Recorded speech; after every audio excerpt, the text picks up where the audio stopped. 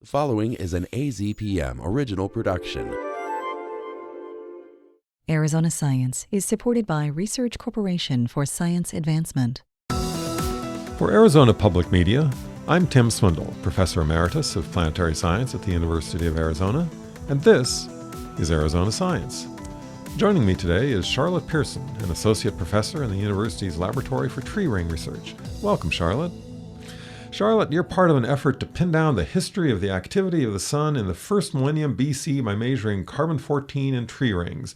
That sentence sounds like a sort of a mashup of topics, but let's start with this. Why measure carbon-14 in tree rings?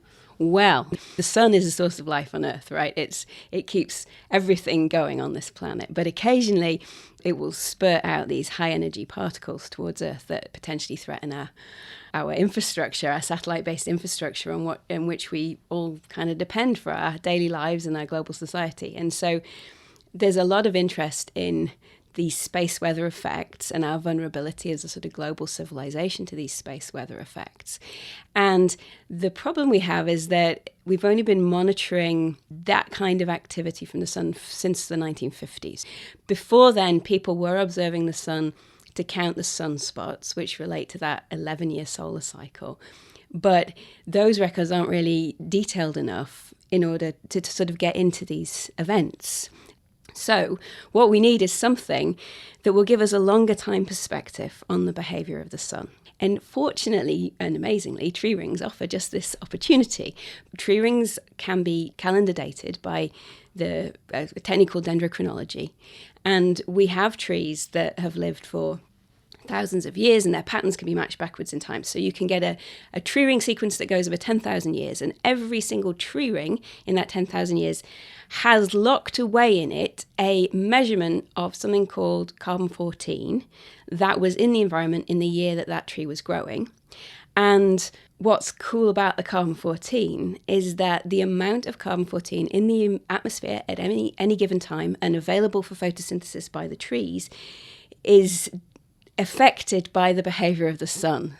How do you measure carbon-14 in tree rings? Do you measure it in individual rings from individual trees? Yes.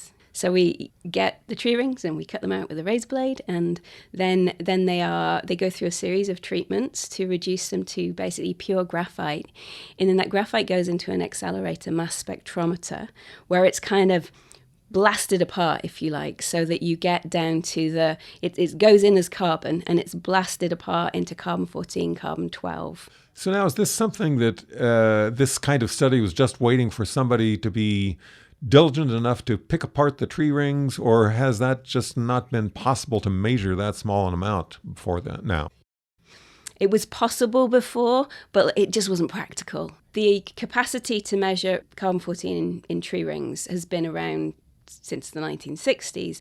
Now, in recent years, we've seen this really wonderful kind of improvement of the instrumentation, so that now there are these lovely, very sort of accessible, user-friendly instruments that are capable of really quite rapid throughput compared with the past. And the critical thing is really small sample size.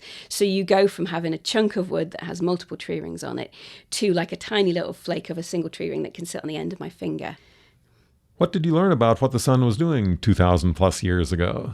It's an interesting time period because it's a time period where that record that I was talking about from the blocks of data from the tree rings has this completely separate use for the radiocarbon dating method. What we found was that hidden within that coarse resolution record that had thwarted this dating attempt for a long time, there are patterns at the high resolution, the 11-year cycle, and suddenly you have all of these patterns across this long time period that now we can match against. And so we can combat this very, very long-running problem with dating just from going to coarse to high-resolution data.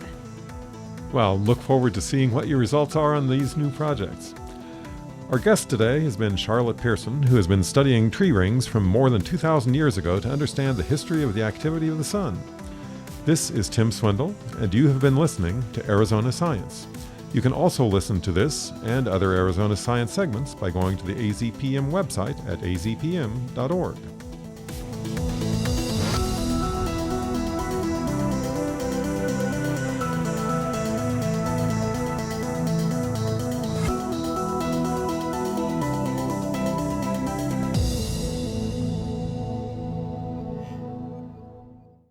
Thank you to Research Corporation for Science Advancement for their support of Arizona Science. AZPM podcasts are made possible in part by donations from listeners like you. Learn more at support.azpm.org. Thank you.